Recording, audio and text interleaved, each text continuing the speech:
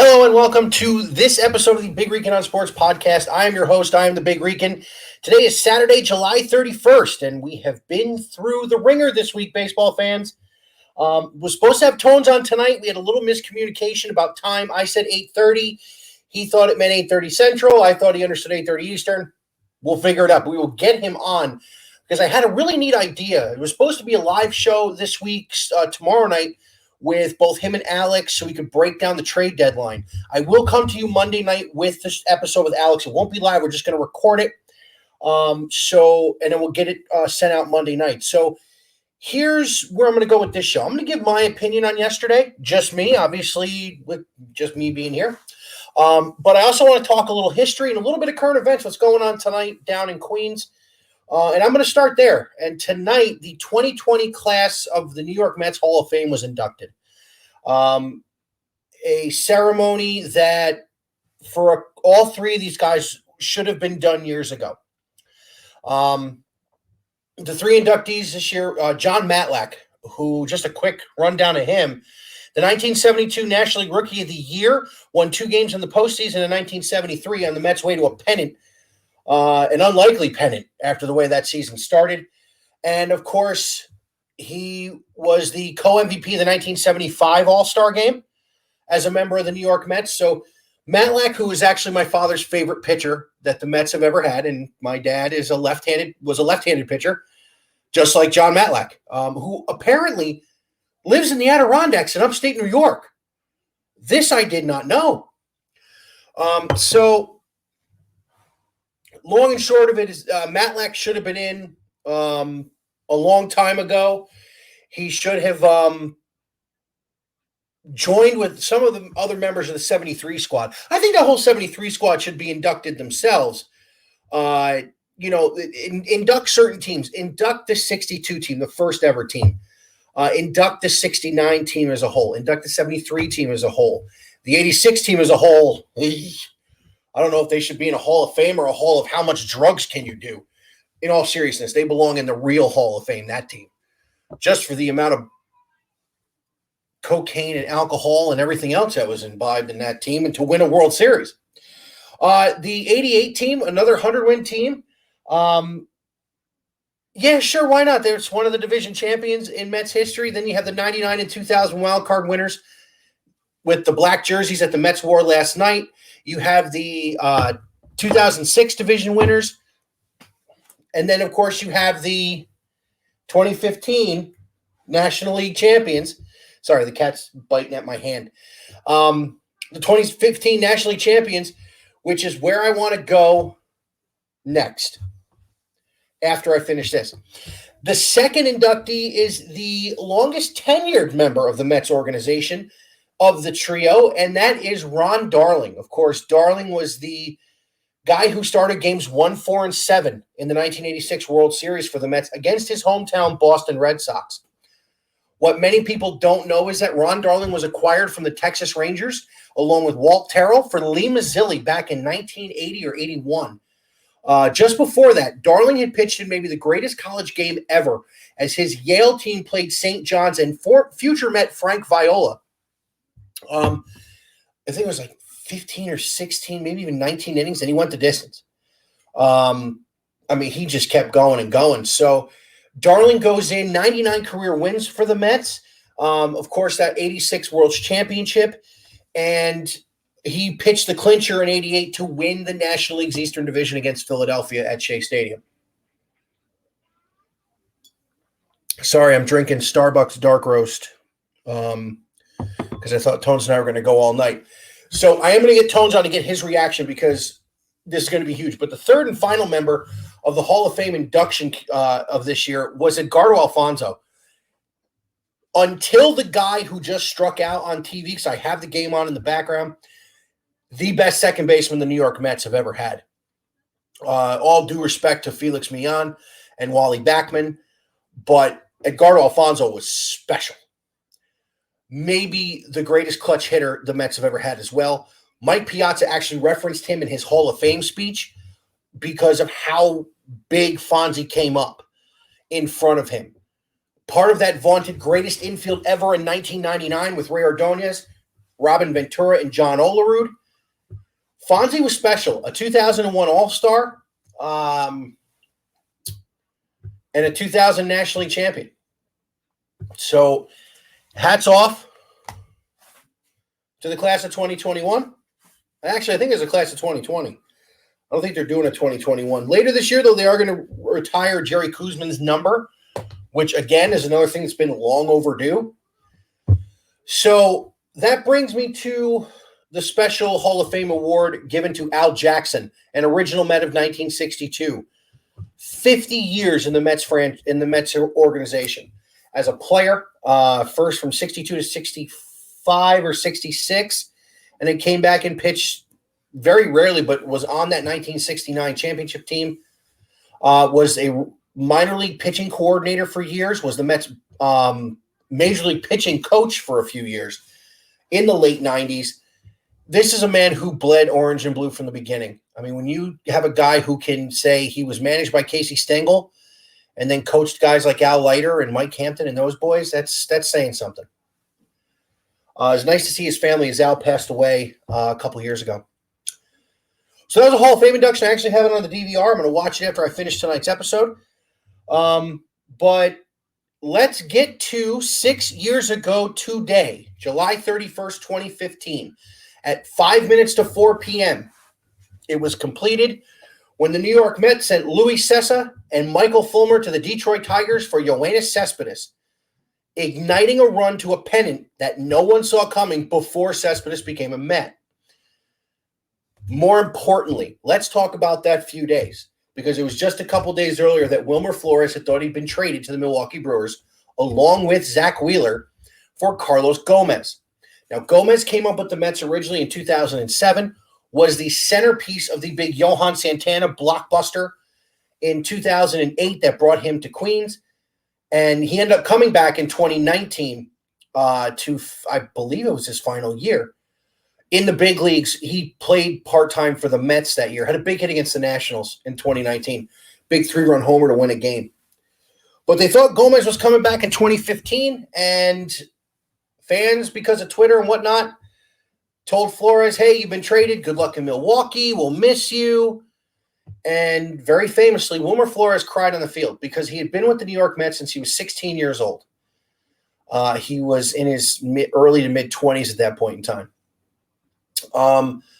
He loved New York. He had already had the flair for the dramatic, couple walk-off hits already in his career at that point in time.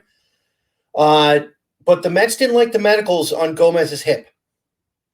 And the trade didn't happen. So now everybody in New York thought, oh, the Mets aren't going to do anything. They're going to fall by the wayside. The Nationals are going to run away with it again. It's going to be a lost season. Turned out they made the better move as Cespedes came in and was just absolutely otherworldly. 17 home runs from the day he became a Met until the end of that season to carry that team to a National League's Eastern Division title.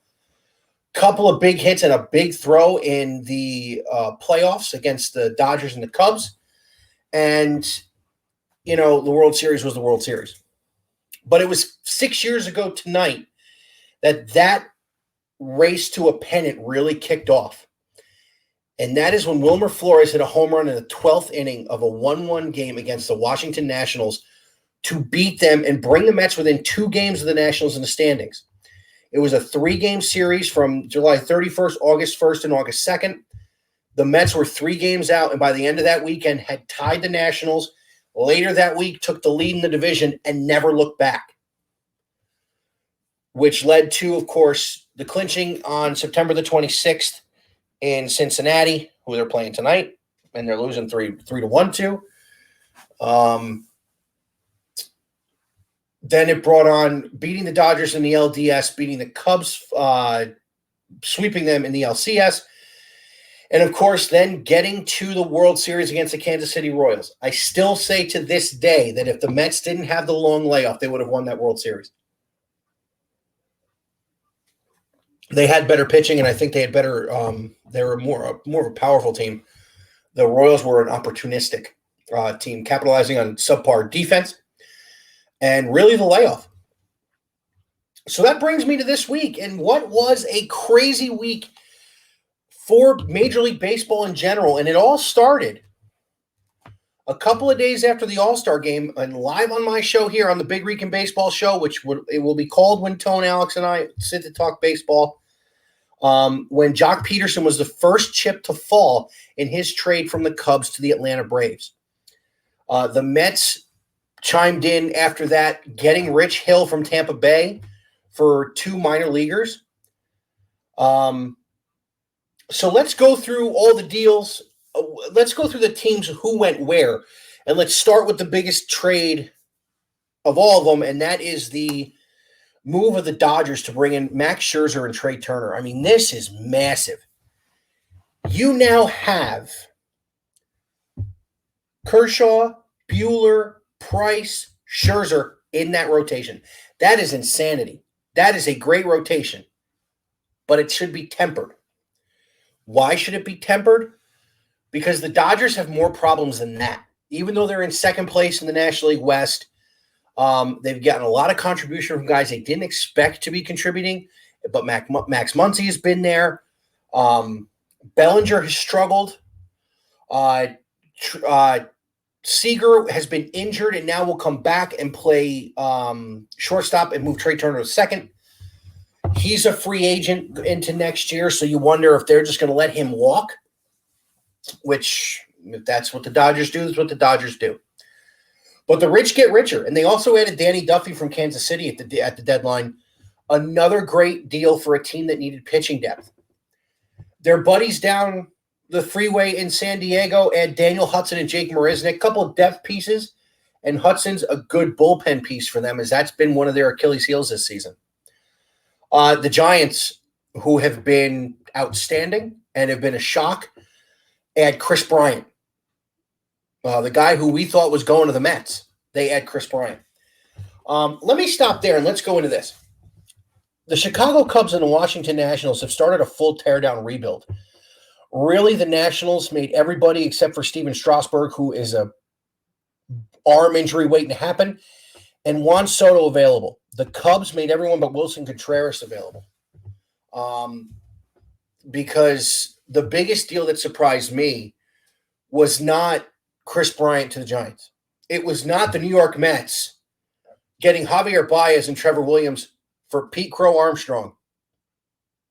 Not and, for Pete Crow Armstrong. It was the Anthony Rizzo trade to the New York Yankees. There are certain players that you identify with a franchise. You identify Derek Jeter as the New York Yankees. You identify David Wright as the New York Mets. I really think you identified Anthony Rizzo as the Chicago Cubs. He was that first piece that they got to start their rebuild that ended in the 108-year-in-the-making World's Championship in 2016. I was floored. I mean, I'm not a Cubs fan by any stretch of the imagination. It was a gut punch to me as a baseball fan that Anthony Rizzo is no longer a Chicago Cub. Yeah, he's a Yankee, and that annoys me too, but that's a different conversation altogether. So I am shocked that the Cubs tore it down. But they did. So let's get to some more of the moves. Let's get to a move involving the Cubs and the White Sox as Craig Kimbrell goes to the Chicago White Sox. And when I talked to Alex Monday night, he has got to be jumping for joy. They also added Cesar Hernandez from the Cleveland Indians, a powerful bat at second base. Ever since Nick Madrigal had season-ending hamstring surgery, they've needed a bat at second base. They get it in Cesar Hernandez, and Nick Madrigal actually goes to the Cubs, which Tone and our group chat between the three of us between Thursday and Friday was blowing up. I mean, every couple of minutes, my phone was buzzing. The Yankees not only brought in Anthony Rizzo, but also Joey Gallo from Texas, and Andrew Haney, the left-handed pitcher from the Angels. To give my quick opinion on this, the Yankees went the wrong way. The New York Yankees have nothing behind Garrett Cole. Let me say this. It's not that they have nothing behind Garrett Cole. They have no consistency behind Garrett Cole. They only bring in Haney, who is good, but he's not what they could have gotten. They could have gotten another arm, or they could have not added Rizzo and just gotten another arm. Speaking of the Nationals, Kyle Schwarber goes to Boston to add a left-handed power bat to go with JD Martinez. And listen, this is, they didn't have much left-handed besides Alex Verdugo and Devers. Now they add Schwarber, that third left-handed bat. For Willie, I got to say that getting Starling Marte, getting Yan Gomes to catch, getting Josh Harrison to play the infield, those are big depth pieces for the Oakland Athletics. That was a huge couple of days for them. I am very impressed with what Billy Beane just did. He didn't give up a ton either. Let's see, what else we got? The Atlanta Braves went out and got everybody. Adam Duvall, Eddie Rosario, Soler, Jock Peterson, trying to replace Ronald Acuna. I don't know if it's going to work. They just took 3 out of 5 from the Mets, but they lost last night. And what are they doing tonight? I'll take a look for that as I keep going. The Cardinals made a couple of nice moves, adding John Lester and adding Jay Happ to their rotation, which was a little light on the left-handed pitching, so good for them. Let's see what else we got here. The Brewers add Daniel Norris, which is big because their bullpen needed some help. Another good left-handed arm in the bullpen. Let's see right now.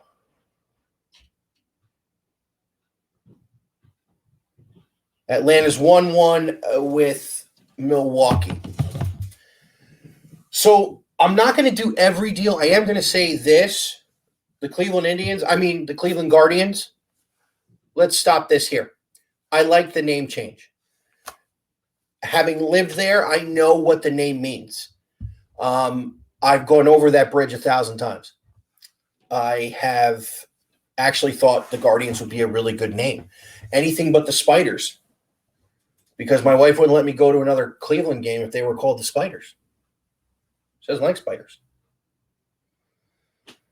I'm surprised they started tearing it down too. Really not tearing it down, but not adding. They're still in the wild card hunt in the American League. It's a little hurtful to Cleveland fans for them to be doing this now. But I think people saw the handwriting on the wall when they traded Lindor to the Mets in the offseason, along with Cookie. So, yeah, again, the big shock to me was just the absolute teardown that the Nationals and the Cubs went through. The Cubs, I'm not surprised so much, but the Nationals, this is very Florida Marlins-esque what they're doing. They're 2 years removed from a championship, and they just shipped out their – I'm sorry, as much as people love Soto, Trey Turner is their best player. You can argue with me all you want. Trey Turner is their best player. So that brings me to my New York Mets, and they kicked off the trading deadline season by acquiring Rich Hill from Tampa Bay. Well, Rich Hill's getting shelled tonight. Well, that's 4-1. But they need depth in pitching. Hill will give them that. Trevor Williams will give them that. The problem is Jacob deGrom has been shut down again. More inflammation in the elbow. A good thing, Cookie came back last night and pitched very well. He only went 4 innings, so they're kind of keeping him on a little bit of a pitch count. But he looked sharp, and he looked good. My favorite part was he actually accelerated off the mound to get a ground ball that was hit to make it out. They also wore the black jerseys last night. So as you see, as I move the thing down, and there's only one black shirt I own, and that's the captain. That's David Wright. They were selling a whole bunch of them at the team store. They were selling Piazza, of course, and all the players. Now, Mike Hampton made an appearance. The heck is that? So then we get to yesterday with the New York Mets, and all day Met fans on Twitter. And listen, Mets Twitter is a dark place. Mets Twitter is a dark and evil place. Criticizing the front office, hammering the front office. You had broadcasters going on there and saying, guys, they didn't trade for Cespedes till 5 minutes before the deadline. They didn't make the deal for Jay Bruce until 5 minutes before the deadline in 2016. Give Sandy and Zach some time and you'll find something. And we found it a little before 4 when the New York Mets acquired Javier Baez and Trevor Williams from the Chicago Cubs for Pete Crow Armstrong. And I'm pretty sure I saw cash considerations going back to New York. So why did the Mets go out and get a shortstop? That's the question I woke up to at 3 o'clock this morning when I fed my son from my sister. Well, I answered it this way, and I'll say this to her directly. Megan, here's why. Last week, Javier Baez went on, I think it was a radio show or an online show, and was asked about free agency. And he said, I want to play with Francisco Lindor. I would move to second base to play with Francisco Lindor. So you ask yourself, at that point in time, why? Well, first of all, they grew up together. They played against each other in Puerto Rico. They played against each other in Florida. They played travel ball together. They were drafted in the same draft together. They're roughly the same age. Baez will be 29 in December. Lindor, I think, just turned 28. There's video of them from the 2016 World Series. Lindor hit a double, and they start messing around at second base. And you say, well, you're moving a shortstop to second. How's that going to do? What's he going to be able to do? Guys, this was the middle infield for the Puerto Rican team that nearly won the World Baseball Classic a few years ago. They know how to do this. They know how to play together. As Howie Rose said on Twitter, Francisco Lindor just let out a primal scream. I believe Baez is coming. And he is. He's actually batting fourth tonight, playing shortstop with Lindor out with the oblique injury. He will shift to second base once Lindor is healthy. And he will be a fixture in the middle of that lineup. I got to tell you, I love this deal because I think it means they're going to re-sign him. So it begs the question, and this is where I'm going to go with this now. Let's jump ahead to the end of the season. Let's say they don't get it done. They don't win the World Series. What do the New York Mets do with Javier Baez and the issues that creates? Not issues, but the situations that creates. I'll tell you what they do. With all due respect to Jeff McNeil, he needs to move to third base or right field. Baez is a special talent. He's a Gold Glove caliber second baseman. I believe you can put together an infield that will be just as stout defensively as it will be offensively. Or you do what teams in the past did, and you platoon J.D. Davis and you put with Jeff McNeil at third base. If you move McNeil to the outfield, it means you're not going to re-sign Michael Conforto, which is sad. As a Mets purist, the fact that they drafted him and developed him and brought him up, and he was a big contributor to that 2016 World Series team, or 2015, excuse me, World Series team. He was a big contributor to the 2016 team that got to the playoffs. And he, 2 years ago, had his breakout season, which was overshadowed by the fact Pete Alonso hit 53 bombs and won the Rookie of the Year in a landslide.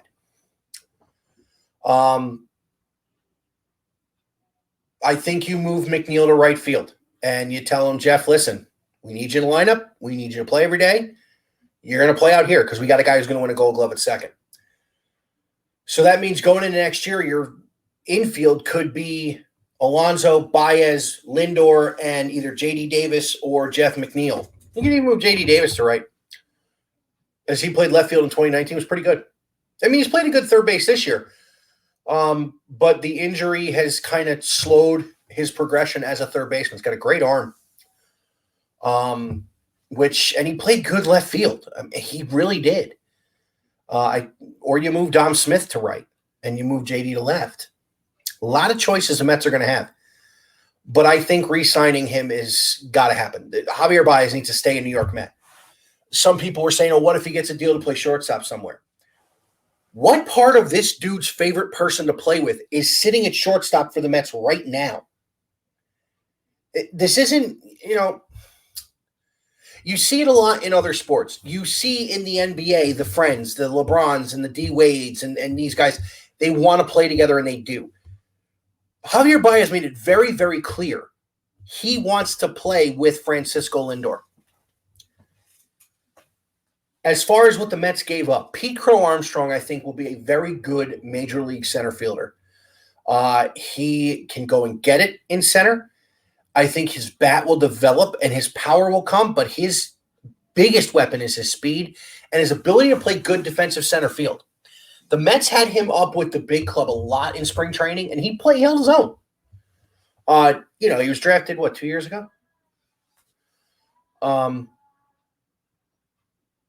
So, I mean, it's rough to see Pete go. But to get Baez and to plug him in right away and an automatic offensive upgrade at shortstop from either Guillorme or VR, it's going to be pretty big, especially with the way Alonso's been hitting, with the way that Dom Smith has been coming around. This team needed that shot in the arm. Now they just need arms. So we'll see what this brings moving forward. The one deal that shocked me was Starling Marte goes from Miami to Oakland for Luzardo, the left-handed pitcher. Put this in your memory banks, everybody. Look out for Miami starting next year. Their rotation is going to be very, very good. Sixto Sanchez has been hurt all year, but you had Luzardo, you have Alcantara, you have Sixto Sanchez. This is a good rotation, and they will be a team that will compete with the upper echelon of the National League East of the Atlanta Braves and the New York Mets next year. So let's talk about deeper impact of the trade deadline. Let's talk about the winners and losers. And the winners, in my opinion, were the Los Angeles Dodgers, who got just better in spades. The Mets, because I think they set up for years to come by making that deal. The Atlanta Braves for just the amount of players they got for the limited amount they gave up. In the Jock Peterson deal, they gave up who they think the heir apparent to Freddie Freeman's going to be, and there was a reason for that because Rizzo was on the move. I really like what the Blue Jays did in getting Jose Barrios. My problem with the deal was Toronto gave up a lot less than it seemed that Minnesota was asking from the Mets. They wanted Dom Smith or somebody like that in order for Barrios to come to New York, and of course you say no. But Simeons, Wood, Richardson, and one other guy, really? Really? The Mets offered Ronnie Mauricio, who's going to be middle infielder / outfielder, he's going to be a beast. Oh, well. I do like the Giants getting Chris Bryant. I think that's a bat they needed, especially with the injuries to Evan Longoria. Wilmer Flores can't walk off Kenley Jansen all the time. Under the radar, I like what St. Louis did, adding J-Hap and John Lester. They didn't go out and get a top-of-the-rotation starter. What they did is they went out and they got two guys who can fill in the middle and the back end and throw you innings. Also, what the White Sox did, getting Craig Kimbrell to pair with Liam Hendricks, scary stuff. Scary stuff for the back of that bullpen. Another one under the radar, the Phillies go out and get Gibson and Kennedy to work on their bullpen, which is where the Phillies needed the most help. I don't think it's going to be enough, but we'll see. All in all, yesterday's hilarity just blew my mind. And I got to say, I got to apologize. I said it was going to be the night after the trading deadline. I forgot it was on Friday this year, on the 30th, not the 31st, which is today. Normally it's July 31st. So what's upcoming for the Big Rican? Well, we got Monday night with Alex. We're going to go over from a buyer's perspective of what they thought of the trade deadline. And sometime next week, I will get Tones on here, and we will talk about a seller's perspective of the trade deadline. Very soon, we are going to start getting into the college football previews, as we are now. August 1st is tomorrow. I got to start doing some homework because we have to get into this with Ohio State. They just had all the media days. We got Texas and Oklahoma wanting to move to the SEC in a couple of seasons. We have possible realignment in the Big Ten. I mean, a lot of stuff going on in college football. I'm going to get into that in the next few weeks. I'm going to start putting feelers out too. I want to do preview shows of each conference with different podcasters. I'm going to try and find people from each different conference so I can go over what's going to happen with them. I will get into what the Cleveland Cavaliers did in the draft, and I will have a Cleveland Browns preview upcoming. But there's a lot going on, guys. Bobby will be 4 months old on the 11th already, and I know I talk about him a lot, but that's my guy. Also, at the end of this month, as we get into the pennant race and beginning college football season, the final weekend of the month, I will not be around. I will not be recording. I will not be putting an episode out. So I'll do a few before then. It's my 10th wedding anniversary, so I'm off limits, guys.